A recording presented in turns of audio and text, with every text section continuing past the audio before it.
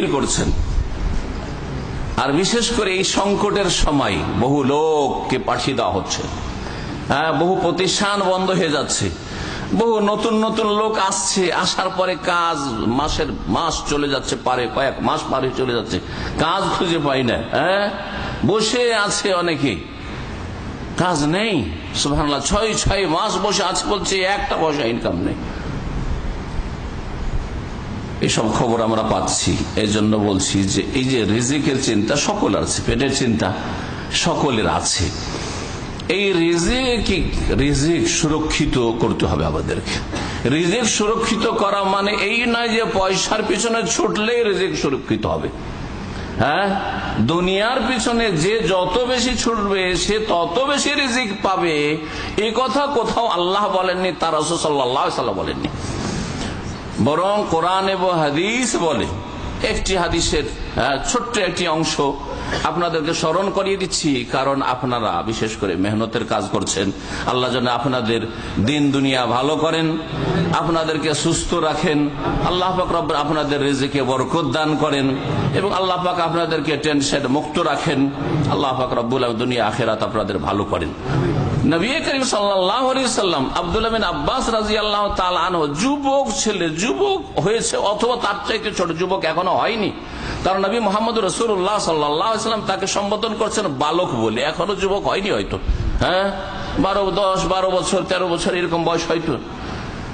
ইয়া গোলাম, হে বৎস, হে বালক, ইহফাজিল্লাহ ইয়াহফাজক, তুমি আল্লাহর হেফাজত করো, আল্লাহ তোমার হেফাজত করবেন। বেশি ওয়াজ করার দরকার নেই, বেশি আমল করার দরকার আছে। সুন্দর ওয়াজের দরকার নেই। আল্লাহ এবং রসুলের একটি দুটি কথাই হেদায়েতের জন্য যথেষ্ট, দুনিয়া আখিরাতের ভালোর জন্য যথেষ্ট। যদিও দিনের ফরজ ওয়াজিব সবগুলি শিখতে হবে, কিন্তু মানুষের সঠিক রাস্তা পাওয়ার জন্য এক দুটি কথাই যথেষ্ট, যদি মানুষের আমল করার আগ্রহ থাকে। এই একটি কথা কি আমাদের জন্য যথেষ্ট নয়? প্রিয় মুহাম্মদুর রাসূলুল্লাহ সাল্লাল্লাহু আলাইহি ওয়াসাল্লামের লম্বা হাদিসের এইটুকু শুধু বলবো, গোটা হাদিস বলবো না। ইহফাজিল্লাহ, তুমি আল্লাহর হেফাজত করো। আল্লাহর আবার কি করে হেফাজত করবে? প্রথম কথা, আল্লাহর হেফাজত করা লাগে নাকি? আমাদের হেফাজত করা লাগে, কারণ বালা মুসিবত আসতে পারে, তাই না? বিপদ আপদ আসতে পারে, তো আমাদের হেফাজত করার লাগে, আমাদের প্রোটেকশন লাগে, ইত্যাদি লাগে, আপনার লাগে, আমারও লাগে, সবারই লাগে, তাই না? আল্লাহর তো লাগে না, তো আল্লাহর হেফাজত কেমন করে করবেন? আল্লাহর হেফাজত মানে আল্লাহ রব্বুল আলামিনের হকের অধিকারের হেফাজত করা, বা আল্লাহ রব্বুল আলামিনের দ্বীনের হেফাজত করা। আল্লাহর হকের হেফাজত করে হচ্ছে আল্লাহর দ্বীনের হেফাজত করা।